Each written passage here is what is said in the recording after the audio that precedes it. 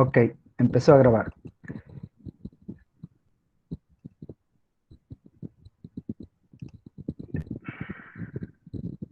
Están viendo esa lámina, ¿no? La cadena de ADN. Sí, doctor. Ok, Sí, sí. alguien me preguntó si es ADN o DNA. ADN es en español, ácido desoxirribonucleico, y DNA es en inglés, desoxirribonucleic acid, es lo mismo. En quinto, en quinto semestre, ahora justamente una muchacha, yo tengo ahí también el capítulo 1, 2, 3, 4, y algunas partecitas están en inglés, y dijo, yo no pude porque está en inglés. ¿Y qué no sabes inglés? Le dije, no sé ni los colores en inglés. Mentira, porque los colores en inglés nos enseñan en colegio, ¿no? Pero yo les digo una cosa, en quinto semestre ustedes tienen que saber inglés, por si acaso. Y cuando estábamos en presencial, el que no nos presentaba un certificado de inglés no inscribía materias. Ahora eso ya no hay la materia de inglés como tal en el pensum, pero es necesario que aprendan inglés. Nosotros les damos con la doctora Sara y ella da certificados. Ya vamos a empezar el curso, aunque ella va a ir en julio. Mañana tengo reunión con ella y ya les digo sobre eso. ADN. Vamos a volver a las generalidades que hemos visto el día viernes. Es una cadena formada por nucleótidos. Ahora ya sabemos que es un nucleócido y que es un nucleótido. Por eso recuerdo primero que es un nucleócido, que es un nucleótido, que es una pirimidina, que es una purina, quién tiene el anillo, quién tiene doble anillo, porque vamos a ver que eso es importante para lo que justamente pregunté y lo que vamos a ver ahora, que es la estructura del ADN. Formada por nucleótidos, que son 4. Adenina, guanina, citosina y timina. ¿Sí? Y uracilo, que es solamente en ARN. Se unen todos ellos por un ácido fosfórico, una unión fosfodiéster. Y están en el núcleo y en las mitocondrias en los animales y en las plantas, además en los cloroplastos. Por eso es que vemos la célula, la mitosis y la meiosis. Ya hemos visto que en la célula está en forma difusa la doble cadena de ADN. Y se vuelve cromosoma, que es su quinto nivel de empaquetamiento, que vamos a ver dentro de 2 semanas. Habíamos visto también que hay niveles estructurales y niveles de empaquetamiento. Ya del empaquetamiento les había hablado. Pero la estructura primaria es la secuencia de nucleótidos de una sola hebra. La estructura secundaria es la famosa doble hélice. Y la terciaria es el ADN superenrollado que termina en ser un cromosoma, que viene a ser lo mismo. Y los niveles inferiores de empaquetamiento están los 5 niveles que habíamos dicho. El primer nivel es la doble hélice, que es la estructura secundaria, es el primer nivel de empaquetamiento. El segundo nivel es el solenoide, que ya se enrolla sobre sí mismo varias veces. Luego viene la roseta, perdón, el bucle.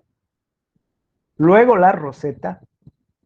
Y por último el cromosoma. ¿Qué es el cromosoma? ADN superenrollado, listo para dividirse. ¿Mm? Bueno, mire, hagamos historia. 1900 se descubre la genética, 1944 se determina qué es el ADN y desde ahí, así como habíamos dicho, todo el mundo ahora está con coronavirus, desde 1944 que Avery, MacLeod y McCarthy dicen es el ADN, todo el mundo empieza a estudiar el ADN. Y desde el 44, 10 años después, en el 53, Watson y Crick determinan exactamente cuál es la estructura del ADN. Antes habían hipótesis, así como ahora hay hipótesis, ¿no? Que el coronavirus muta, que el coronavirus esto, que la cepa esto, que produce esto, se está estudiando y tarda un tiempo. Y luego se determina completamente cómo funciona.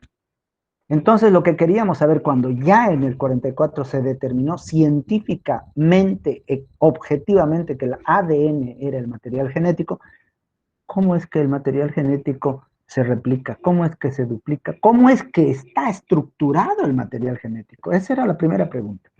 Y ahora ya sabemos que es una doble cadena de ADN. ¿Mm? Pero entre el 40 y el 53, muchos científicos deseaban responder cómo sirve el ADN de base genética para los procesos de la vida. Y obviamente se creía y estaban en lo correcto. La respuesta depende en gran medida de cuál es la estructura del ADN. Si yo no sé cómo está estructurada una molécula tan importante como el ADN y el ARN, ¿qué investigaciones puedo hacer? Ninguna. Entonces, muchos empezaron a querer investigar. A ver, voy a ver si es el que se ha unido, es el ayudante. Espero no estar. Por eso es que sí, se ha unido. Hola, voy a dejar de presentar un ratito. Marcelo Yucra, ponga su cámara y hable a los muchachos.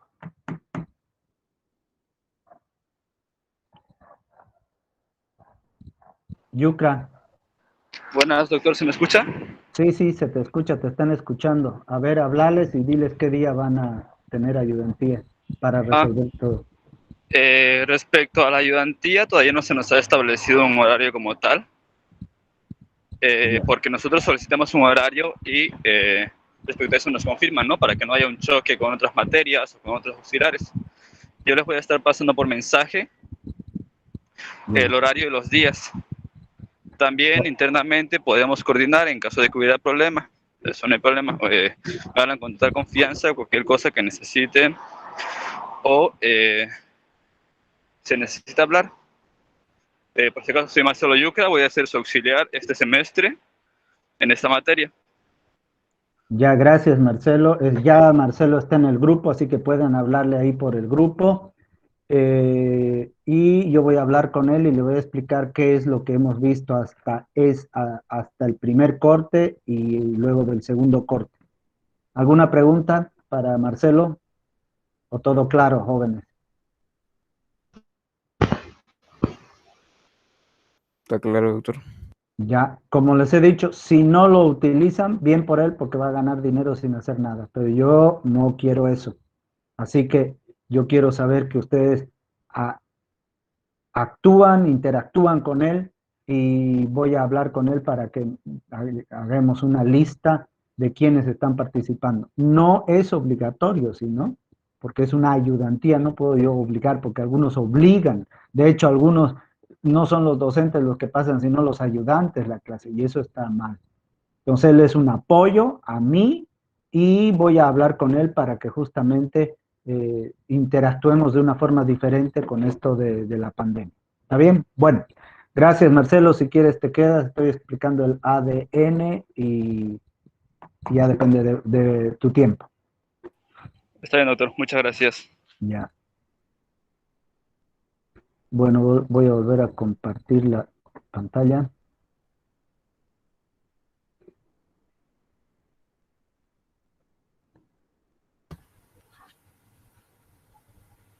Bueno, entonces se creía que la respuesta obviamente dependía, y es así, porque si yo no sé cómo es la estructura, cómo se duplica, cómo se transcribe, cuál es en sí la estructura, no puedo hacer nada. Y ahí es donde llega, miren, desde el 44 hasta el 53, lo que pregunté a Orozco, Watson y Crick. ¿Saben qué? Eran unos genios, en primer lugar, porque ganaron el premio Nobel cuando tenían 22 y 18 años, creo. Uno era ya el que murió, estaba ya en su postdoctorado a la edad de ustedes, haciendo postdoctorado. Y el otro, que sigue vivo, estaba en la universidad y no tenía ni apenas 18 años. Apaguen su micrófono, por favor. Alguien está con el micrófono prendido. Pero ellos, en primer lugar, eran bioquímicos brillantes. ¿Y se acuerdan de la clase del viernes? Nosotros no somos bioquímicos brillantes. De hecho, ninguno de ustedes va a ganar un premio Nobel a la edad que ellos han ganado. ¿Mm? O sea, realmente eran brillantes. Yo les he dicho cosas bien sencillas. que tenemos que saber lo mínimo de lo mínimo. Ellos lo recontradominaban toda la bioquímica. Yo les he dicho azúcar, pentosa, ribosa y desoxirribosa. Y la diferencia que hay un oxidrilo en el carbono 2. Pentosa, 5 lados, 5, pentosa. En el examen a veces les digo, dibujen una pentosa y me dibujan cualquier cosa menos un anillo de 5 lados. Pirimidinas, 2 bases, púricas y pirimídicas. Unos tienen un anillo y otros tienen doble anillo. Van a ver que para eso el conocimiento a detalle de la bioquímica fue fundamental. Y tenemos las uniones de los puentes de hidrógeno, que son 3 y 2. ATGC. Unas con 2, otras con 3. Esas uniones electromagnéticas son débiles, he dicho, ¿se acuerdan? Cuando son de 1 o 2. Pero cuando son miles, se forma una estructura sólida, bioquímicamente estable. Y eso es lo que es el ADN. Entonces, primero, información que tenían de la bioquímica. Esa es la bioquímica como tal. Luego, ellos tenían, ¿se acuerdan que les dije cuando Mendel en 1865 lanzó sus leyes? Algunos lo escucharon, y otros no lo leyeron. Y en 1900 redescubren a Mendel. Bueno, aquí también no había email, no había WhatsApp, no había correo electrónico ni nada de esas cosas, pero la comunidad científica leía, ¿sí? Y Watson y Crick estaban al tanto de todos cuando un científico está trabajando en un tema, él sabe todo lo que están haciendo los otros científicos que están relacionados a su tema. Por lo tanto, ellos sabían de el análisis de la composición de bases de muestras hidrolizadas de ADN. Sabían lo que había hecho otro, que ahorita lo vamos a ver. Y sabían de los estudios de difracción de rayos X, como ya habíamos dicho en 1944, la bomba atómica, los rayos X, el material genético, cómo es que el material genético muta con la radiación.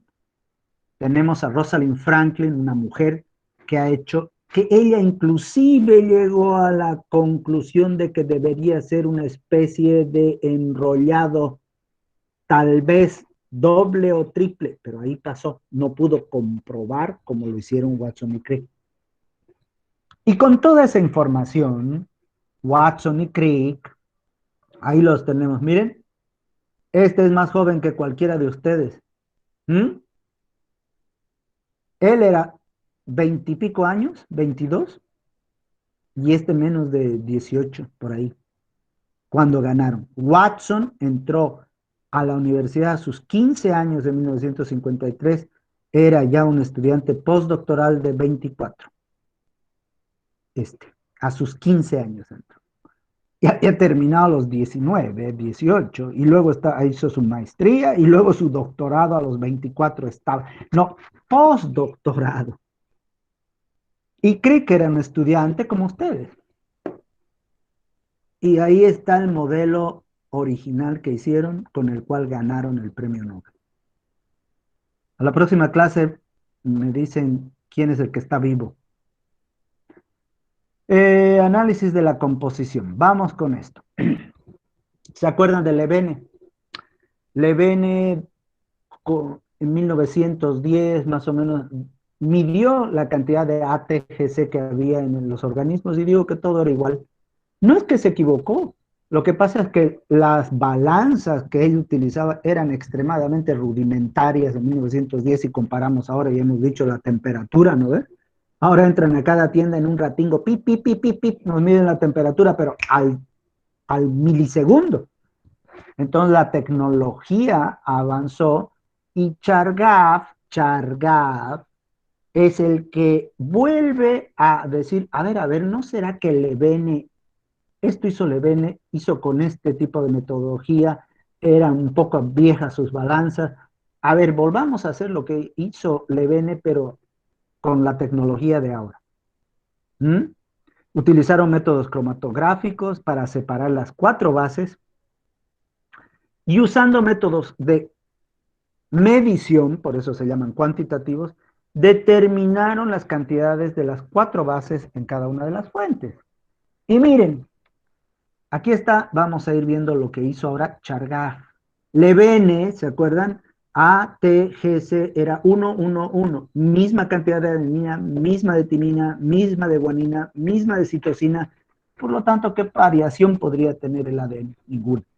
Pero ahora miren, esto es lo que hizo. En palabras fáciles, midieron, pesaron la cantidad de A, T, G, C en humanos, en erizo de mar, en una bacteria y en un virus. O sea, en todo el rango de las especies, ¿no? Desde el superior, el más superior que somos nosotros, del mar, una bacteria y un virus. O sea, eso es lo que hicieron. Y en base a esta composición que ellos midieron, sacaron proporciones y ahorita vamos a ver la columna 5, 6, 7, 8. Pero vamos en la columna 1, 2, 3 y 4. ¿Qué dice? Medir, dice y de ahí ya sacaron las 5. Vamos a ir primero 1, 2 y 5 y luego 3, 4 y 6. La cantidad de residuos, o sea, la cantidad de adenina es proporcional a la de timina. ¿Qué quiere decir en palabras cristianas, si quieren? Que es la misma cantidad. Miren, 30, 29, 4. 32, 32. 24, 23, 6. 26, 26. Se repite en el humano y en el virus la misma cantidad de adenina que de timina. Y en la columna 5 lo dividen. A dividido entre T y el que mejor se acerca, porque ya les he dicho que no, en biología no todo es 4 más 4, 8. 26 no es 26, o 26 dividido entre 26, 1. Perfecto. Pero todo lo demás va por ahí. 1, 104, 102, 105. O sea, ¿qué quiere decir? Que hay la misma cantidad de A y T. Y lo mismo pasa con G y C. Guanina y citosina, la misma cantidad hay en humanos, en erizo, en bacterias y en virus. Y cuando dividen, o sea, sacan una proporción de las bases, efectivamente A y T es 1 y G y C es 1. ¿Está bien? Hasta ahí vamos, bien. Basándose en esta proporcionalidad, la suma, ahora ellos dicen, ¿y las purinas y las pirimídicas cómo se encuentran? 1, miren, ahora, a ver, la columna 5 era A dividido entre T, la columna 6 era G dividido entre C, y ahora vamos con las bases púricas y pirimídicas. ¿Será que las bases A más G son iguales a la C más T, la suma de las purinas, AG, será igual a las pirimidinas? Sí, efectivamente, en las 4 especies, humanos, erizo, bacterias y virus, hay una proporción. Somos iguales todos. Desde el punto de vista del código genético, un virus, una bacteria, un pez o un humano es lo mismo. ¿Y por qué somos tan diferentes? Justo eso estaba hablando con mi señora ahora sobre la diferencia de los humanos, que nos decimos que Dios nos ha creado a su semejanza, pero el código genético y la biología dicen que un humano es súper parecido. El 3%, menos del 3% difiere entre el ADN de un humano y de un mono, y por ahí del ADN de un humano y de un porcino. ¿Y por qué un humano no es un porcino, o un porcino no puede volverse humano? Si es tan mínima la diferencia. Por esto, porque hay diferencias mínimas, pero que nos hacen abismos diferentes entre lo que es un humano, una mosca, un virus y un bacteriófago. o una bacteria. La proporción aquí, el porcentaje de C más G no es igual al porcentaje de AT, como puede verse en la línea 8. Miren, volvamos a ver. A y T son iguales. G y C son iguales. La relación de A dividido entre T, 1. La relación de G dividido entre C, 1. La relación de A más G dividido entre T más C, 1. Hasta ahí no hay diferencia entre el humano y un virus. Pero cuando yo divido la proporción de A más T dividido entre G más C, ahí sí hay diferencia.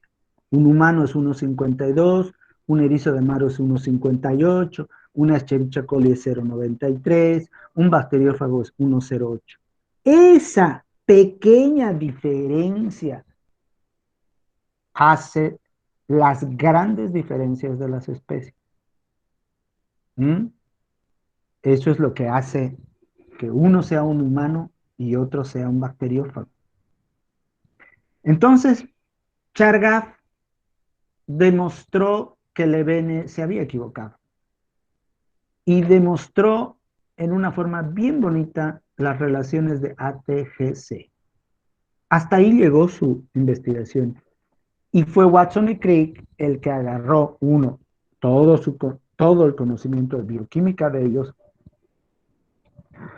todo el trabajo de Chargaff y los colaboradores de Chargaff, y luego vino, vamos a decir, la guinda sobre el pastel, la cereza, que fueron los análisis de rayos X sobre el ADN que hizo Rosalind Franklin, que debería ser, el descubrimiento del ADN debería ser Watson, Crick y Franklin, porque si no hubiera hecho, y saben que al final Franklin terminó con cáncer por tanto trabajo y exposición que tuvo con los rayos X.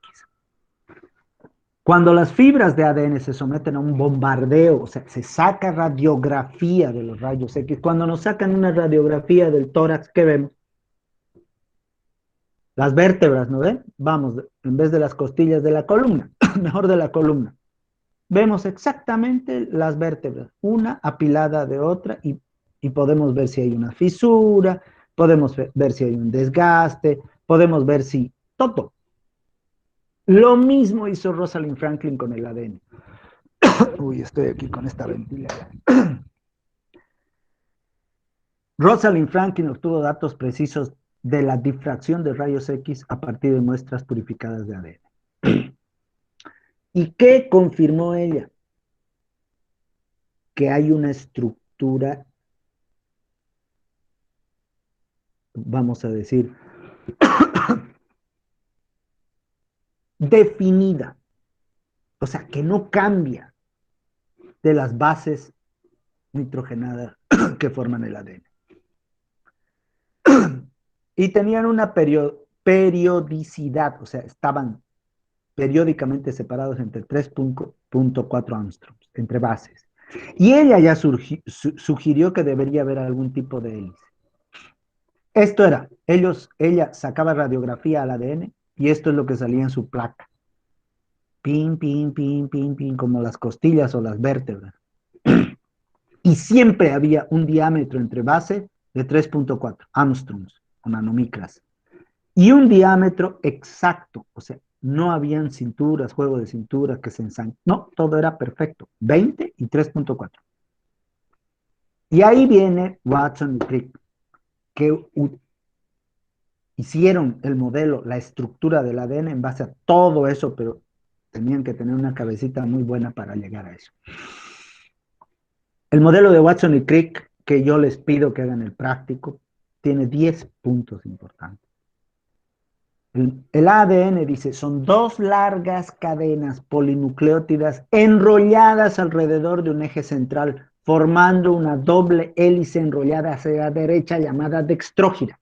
Hay las que giran a la izquierda, levórica, pero no hay naturales. Aunque ahora ha salido se los voy a pasar, que hay otro tipo de ADN, porque vamos a terminar con los tipos de ADN y resulta que algunos virus fagos utilizan otro tipo de ADN. Las dos, entonces, enrollado dextrógiro.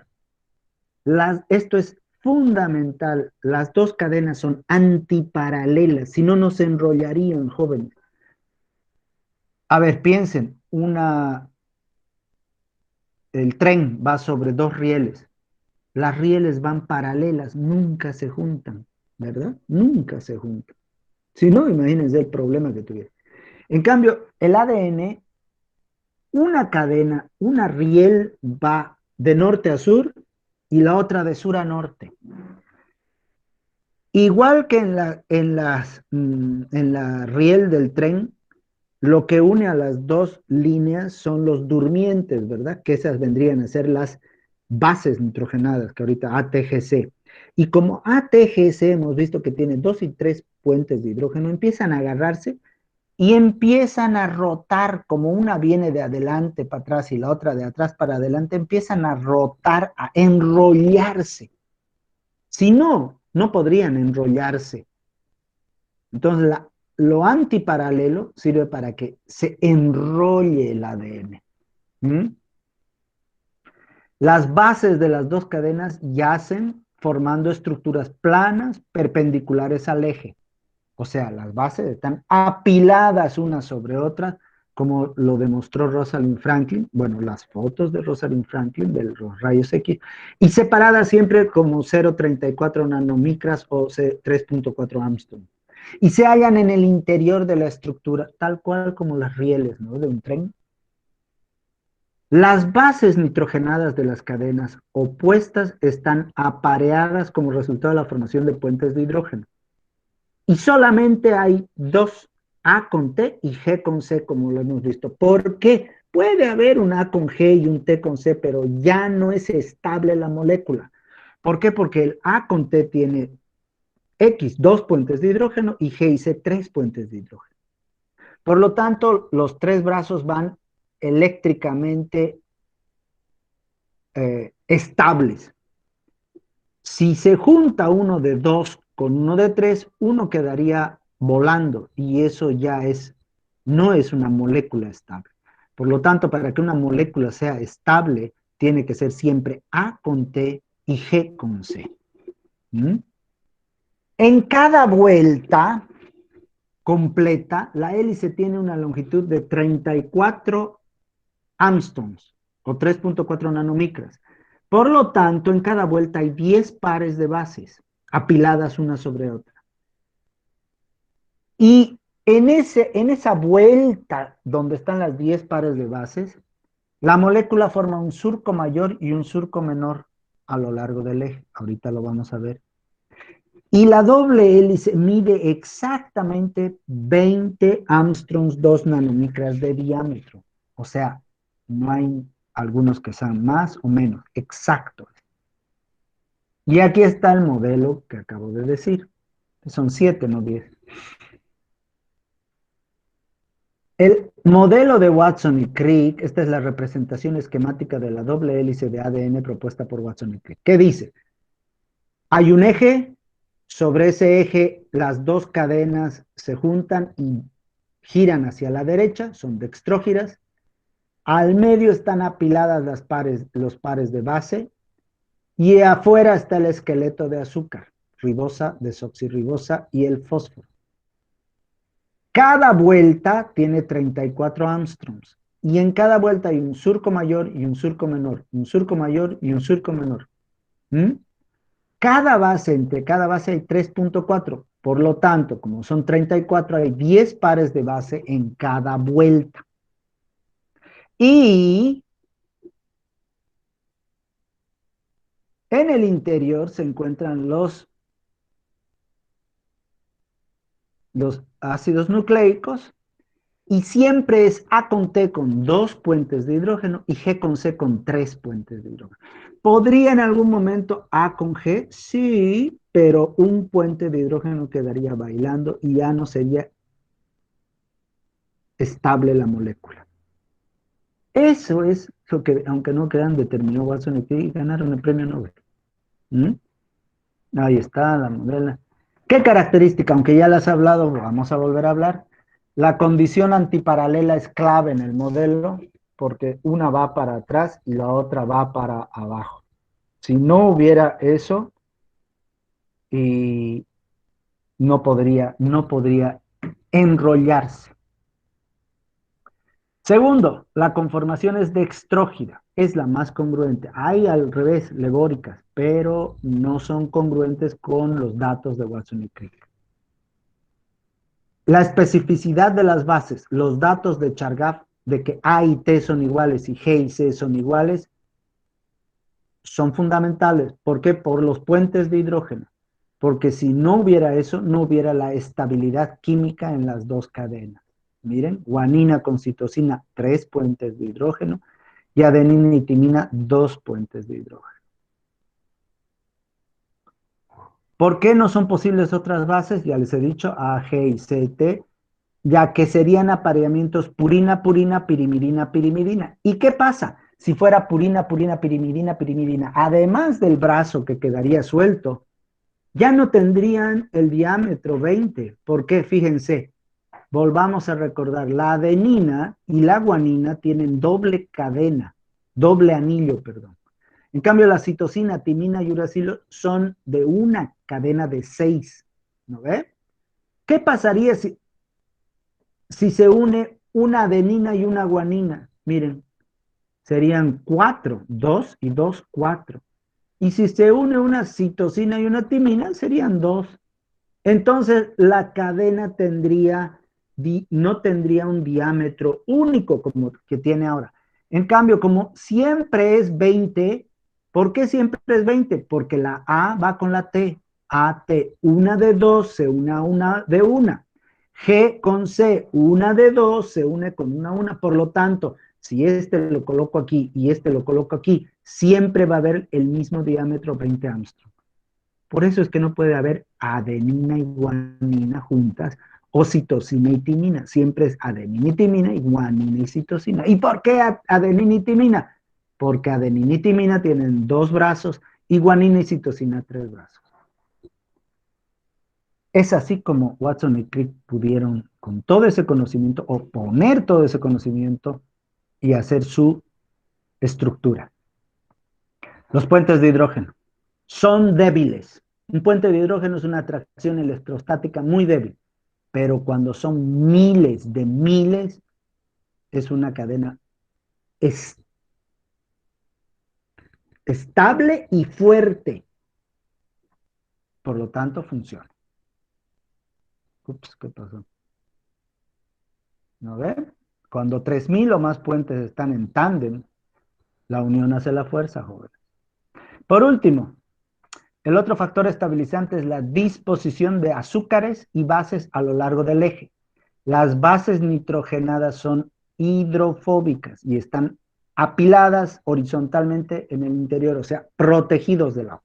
Y afuera está el esqueleto azúcar fosfato hidrofílico que protege a las bases. Por lo tanto, el esqueleto es hidrofílico y el interior está protegido. Esa es la doble cadena que yo quiero que la vean, la estudien y así facilito. No quiero, si ven, hay 1001 cosas, pero yo no voy a preguntar eso, sino esto. ¿Está bien? Esa es la primera parte de esta tarde. La estructura del ADN y tienen un práctico que me tienen que hacer la estructura del ADN. ¿Está claro? Sí, doctor. Sí, doctor. Como les digo, jóvenes, esto es un repaso. O sea, son cosas que ya hemos visto. Así que no tiene que ser algo complicado. Y ahora vamos a ver la duplicación, nada más. Hemos visto la estructura y ahora vamos a ver la duplicación del ADN. Y con eso acabamos hoy. Esta semana es tranquila relativamente, pero les digo una cosa. Ups, me está queriendo salir. Tienen nomás, porque yo voy a preguntar en el examen justamente algunas de estas cosas y algunos no. Como dicen, va, si es un repaso, se confían. y no les va muy bien, lastimosamente. Están viendo esta otra, ¿no? Descubrimiento del ADN. Esta fue una presentación de, creo que son, ¿saben qué? Muchachos de colegio, que la pillé y me pareció interesante para que ustedes sobre eso trabajen. Miren, dice descubrimiento de la nucleína, los experimentos de Griffith, que ya les he explicado, el famoso experimento de Avery, McLeod y McCarthy, el experimento de los fagos macrófagos de Hersey y Chase. Todo eso contribuyó al ADN, más todo lo que hemos visto ahora, Rosalind Franklin, Chargaff. ¿Qué tenemos que saber en esta semana o repasar? Y no les voy a preguntar fuerte, pero tenemos que saber nosotros que el ADN se duplica, jóvenes. Que el ADN se replica, se transcribe y se traduce. Y cada uno de estos, duplicación, replicación, transcripción y traducción, tienen un proceso complejo bioquímicamente. Ahorita, en este momento, en cada una de sus células, el ADN de ustedes se está duplicando, se está replicando, se está transcribiendo, se está traduciendo. Miles de millones de moléculas están funcionando en este momento. En este momento. Hoy día, duplicación. ¿Y por qué tenemos que ver esto? Porque la expresión del mensaje genético es la síntesis de proteínas, la formación de leche, la formación de carne, la formación de huevos, la formación de antígenos. Todo eso tiene una información que hace que produzcan proteínas. Y esa es justamente lo último, el último desarrollo de la genética ahorita, es que hemos hecho vacunas ARN. Ya no nos ponemos, yo no sé por qué dicen, ay, las vacunas de ahora son, no hay que confiarlas, madre mía. Antes nos ponían vacunas virus muertos o atenuados, o sea, nos ponían virus muertos, un muerto, a ver, piquen un chulupi y métanos a nuestro cuerpo, más o menos lo mismo, ¿verdad? Un virus es chiquitito, pero lo matamos y nos lo ponemos a nuestro cuerpo, es como matar un chulupi y ponernos a nuestro cuerpo. La vacuna de Pfizer, las vacunas de ahora, no nos meten un muerto. Nos están metiendo la información para que cada una de nuestras células produzca en base a esa información un antígeno específico. Me van a decir que no es, que es menos seguro. A ver, piensen. Si quieren, yo capaz me vacune con la china o con la, ¿qué se llama? Con la rusa. Nos están metiendo todavía ahí un virus muerto. O sea, nos están metiendo un virus. Si el virus fuera más grande como un chulupi, nos están metiendo un chulupi muerto a nuestro cuerpo. Porque eso es una vacuna con virus atenuado. Virus atenuado o virus muerto. Y nuestro cuerpo, obviamente, ante un muerto, si estoy poniendo un muerto, reacciona inmediatamente y lo que hace es que exista la formación de proteínas, que son los anticuerpos, que son las proteínas específicas. Entonces, la información genética es la causa de la síntesis de proteínas específicas, entre ellas enzimas responsables de características estructurales funcionales en un organismo. Todo es síntesis de proteínas. Y aquí viene el dogma central de la biología molecular, que justamente no hay dogmas. ¿Saben lo que es un dogma?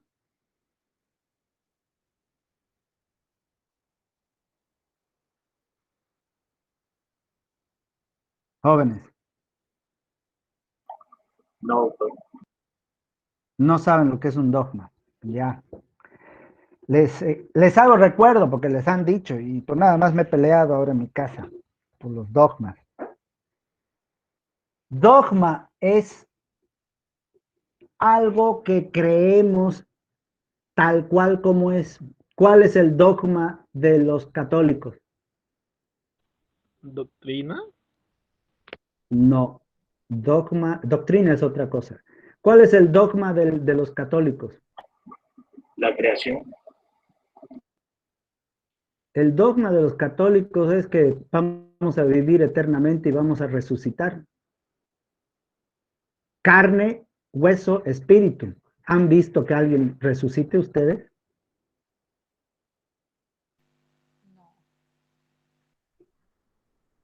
Ver, no, pero la religión Pero católica sí por creer, creer, sí. ¿no ve? Porque creemos, nosotros los católicos que creemos en Dios, los evangélicos, creemos. Nadie nos va a sacar de nuestra mente eso. Ese es un dogma. ¿Cuál es el dogma de los hindús, de los que viven en el Tíbet? No me acuerdo ahorita. La reencarnación. Exactamente. La reencarnación. ¿Hay alguna forma de probar que alguien se reencarna? No, no hay. Y eso le preguntaron al Dalai Lama. Si la ciencia demostrara que no se puede hacer reencarnación, le dijeron, porque el Dalai Lama es inteligentísimo, les dijo, si la ciencia me demuestra que no se puede reencarnar, yo dejo de creer en eso. Pero hasta ahora la ciencia no ha podido crear vida. O sea, por más de que yo les digo, pucha, que es la tecnología, que aquello, pero tenemos un límite. ¿Se dan cuenta? Y el dogma central de la biología molecular era este y que después desapareció también porque no hay dogmas.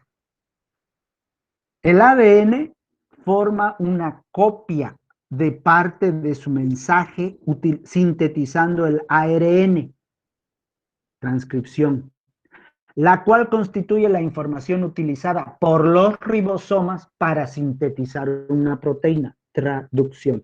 O sea que el ADN hace proteínas. Ese era el dogma. Aquí está. La propuesta inicial por Crick en 1970 y después cambió al poco tiempo, cambió esto él mismo. No él mismo, pero le demostraron que lo que él dijo que era el dogma, no había dogma. El ADN se replica. Luego el ADN, a partir del ADN, se forma o hay una transcripción para ARN, de un lenguaje ADN a un lenguaje ARN. Y el lenguaje ARN se traduce en los ribosomas en el citoplasma y se produce la proteína. Si quieren, de japonés, de un kanji japonés, se va a un kanji coreano y luego se viene a español. Más o menos así. Aquí nuevamente, entonces, ¿qué es lo que vamos a ver nosotros? La replicación del ADN, la duplicación. Y una que se duplica, se forma, se hace la transcripción y luego la traducción. La replicación en el núcleo, la transcripción en el núcleo y de ahí pasa el ARN al citoplasma y en los ribosomas, por eso les pregunté ahora, se produce la traducción que va a ser de ARN a proteína. Y luego, pero ¿saben qué? No duró mucho el dogma porque después también el ARN puede producir. Y ahí está los ARN, los virus ARN como el SIDA, por ejemplo. Ya les dije, si el coronavirus fuera un ARN, no hubiéramos tenido vacuna tan rápido. Por más tecnología que queramos tener. Miren, vacuna para el SIDA no hay. Van 25 años de SIDA y no tenemos vacuna. Bueno, ¿cómo se duplica ya sabemos, 1953, Watson y Crick, que es una doble cadena y la hemos visto perfectamente cómo es. Pero ahora, ¿cómo se duplica? Otra vez empezaron a estudiar y a estudiar y a estudiar. Y ahora yo les digo, es semiconservativa, pero ahí no se sabía. Por lo tanto, dijeron, la duplicación puede ser semiconservativa, conservativa o dispersa. Empecemos por la dispersa. La dispersa decía que el material genético se descomponía y que se iba pegando de a poquito y que el resultado eran dos cadenas hijas, así como la mitosis, ¿no ves? Dos células hijas, dos cadenas hijas, donde cada cadena tenía parte vieja, parte nueva, parte vieja, parte nueva. Ambas hebras tenían parte vieja y parte nueva. Esa era la dispersa. medio complicado, dijeron, pucha, imagínense tener esto, un mosaico y si falla y aquello, porque no hay muchas fallas en la replicación del ADN, casi ninguna, para tanta cantidad de ADN que estamos reproduciendo, duplicando en este momento, y casi no hay falla, es casi perfecto. Hay sus fallas, pero bueno, pocas. Debe ser conservativa, dijeron. Que hay una doble cadena madre y sobre la doble cadena madre se va a crear la doble cadena hija, porque si no habría muchas fallas en la dispersa. Y había una tercera, que es la correcta, que es la semiconservativa. Como es una doble cadena, una es vieja y la otra es nueva.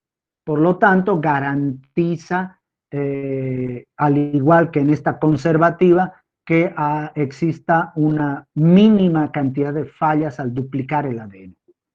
Por lo tanto, empezaron a investigar y se hicieron experimentos y al final, Messenson y Stahl creo que fueron los que determinaron que es semiconservativa. Está, ¿ve? Messenson y Stahl. Como este experimento es bien bonito, pero es más complicado de entender que el de Avery, MacLeod y McCarthy. Pero ya como se sabía, como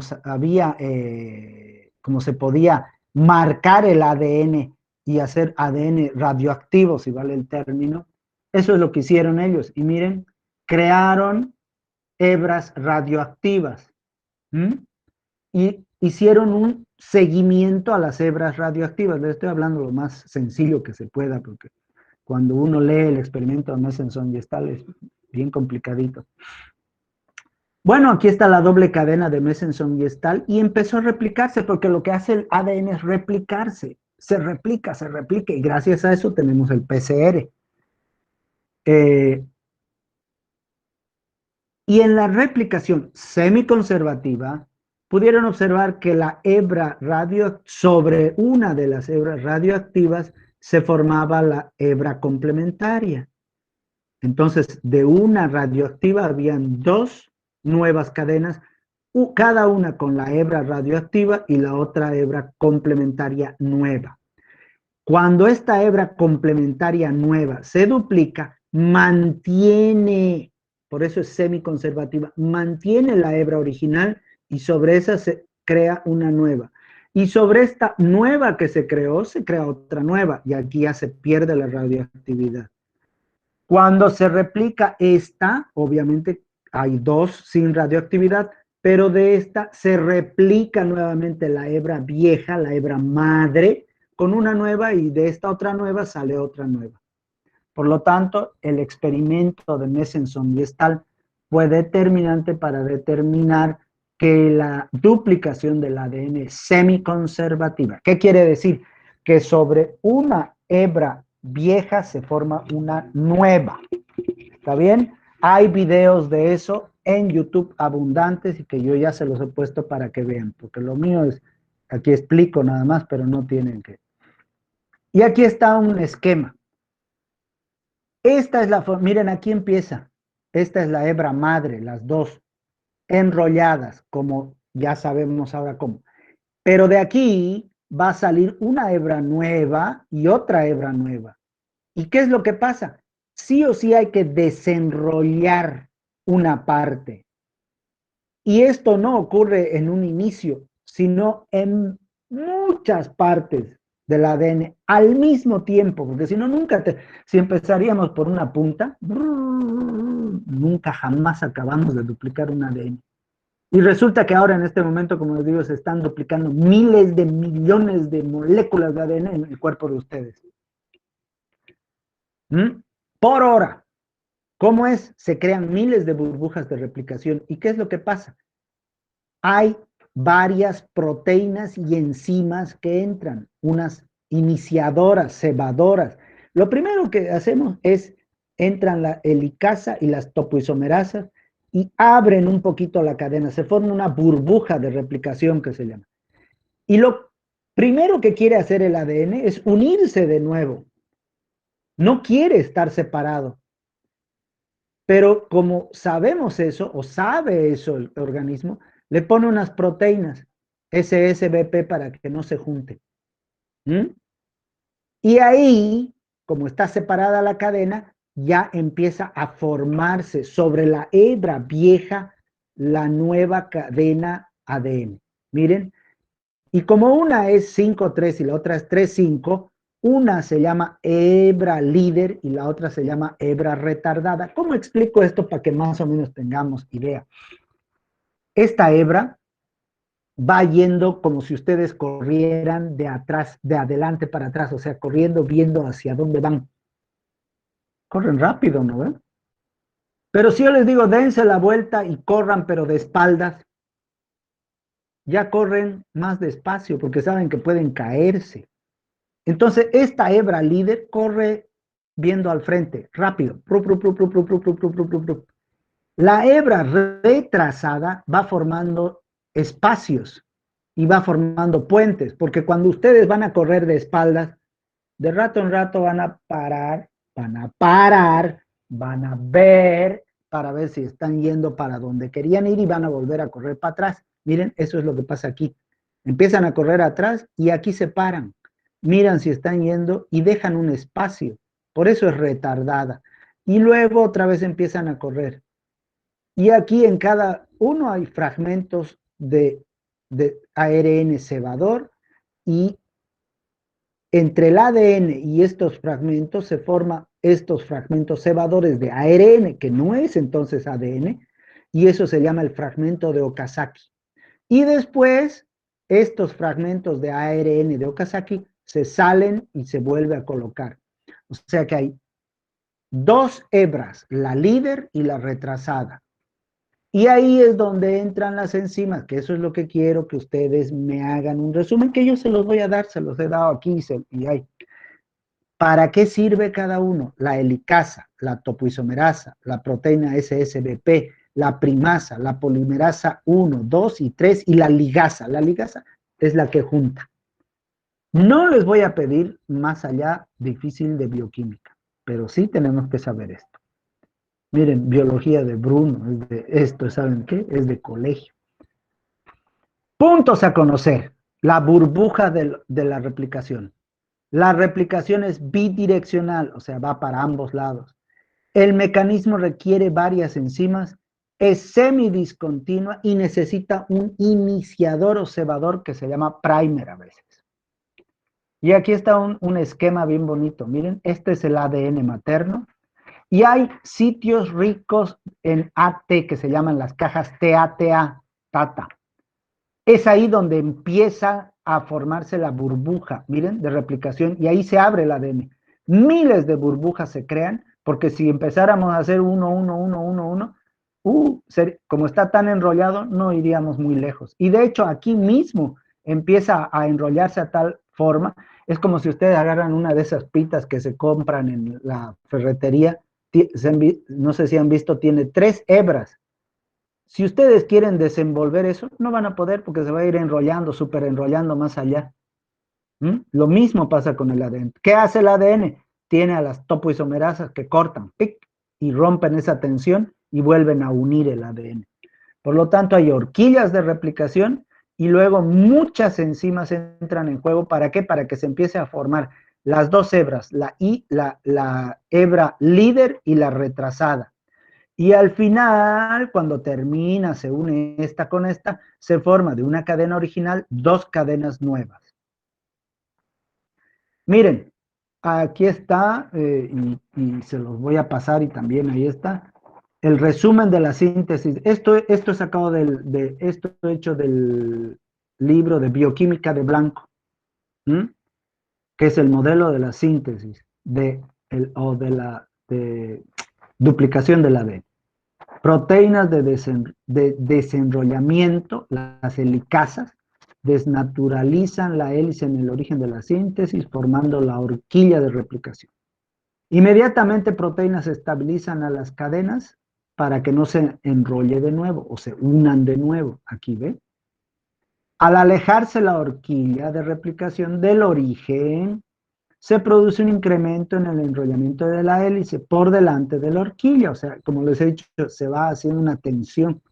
La acción enzimática de las topoisomerasas ADN girasa disminuye la tensión, corta forzan la cadena del ADN, permitiendo que se desenrolle. Y luego viene la iniciación de la síntesis que ocurre simultáneamente en la hebra líder y retrasada. O sea, sobre esta vieja van uniendo, si aquí hay una A, ponen una T, si hay una G, una C, así van poniendo en el ADN nuevo que se va a ir formando. Y luego viene la ADN polimerasa, que polimeriza las cadenas complementarias, alargando simultáneamente al cebador existente. Al alejarse la horquilla de replicación del origen, la síntesis es continua en la líder y discontinua por lo que les he explicado en la cadena retardada, que son los fragmentos de Okazaki. Y después, obviamente, se van rellenando eso, la fusión de los fragmentos, y al final tenemos 2 hebras. En los videos que les he dado, ahí van a poder ver muy bonito y mejor de lo que yo estoy explicando. Esto es importante porque yo voy a preguntar en el examen, ¿para qué sirve la helicasa? ¿Para qué sirve la topoisomerasa 1 y 2? ¿Cómo funciona la proteína A de replicación? ¿Qué es la primasa? ¿Qué son estas? Y aquí está su función. Separa, produce cortes, se fija en las hebras, cataliza la síntesis de ARN, cataliza la síntesis del trozo de ADN, desplaza el complejo topoisomerasa alfa primasa, estructura un anillo que fija la polimerasa, cataliza la síntesis de ADN, elimina los trozos del ARN cebador, porque si no, no sería ADN. Si en ese ARN cebador no sería ADN. Para que sea ADN tiene que eliminar eso y poner lo que tiene que ser para que sea ADN.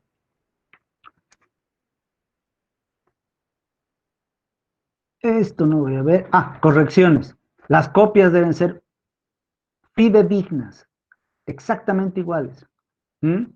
Y tiene una actividad autocorrectora, igual que en la computadora cuando uno escribe en Word, ¿no ve que se pone, cuando uno le falta acento o le escribe mal, se pone en rojo, en azul? Lo mismo, ellos tienen un sistema de autocorrección y funciona, yo diría, a la perfección, porque si viéramos la gran cantidad de ADN que se está replicando en este momento en cada una de sus células, si fallara algo, ahí sí tendríamos serios problemas, hasta moriríamos.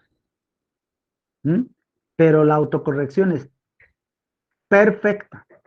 Ocurren ciertos problemas, pero son mínimos.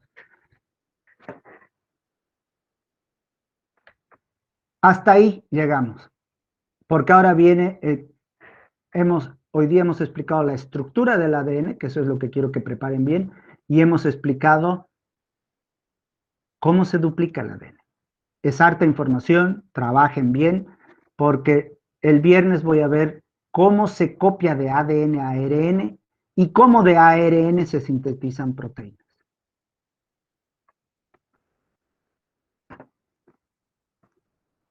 ¿Está bien? Sí, doctor. Muy bien. Bueno, ahora voy a tomar lista otra vez en la página web. Ya desde mayo, ya estamos en mayo, se supone que la próxima semana vamos a hacer las listas de inscripción y hasta el 14 de mayo tienen que estar todos inscritos. Y desde ahí a cada uno yo les voy a pasar un código y cada uno va a poner su asistencia. Van a tener un tiempo determinado donde tienen que entrar a la plataforma y poner su asistencia. ¿Está bien?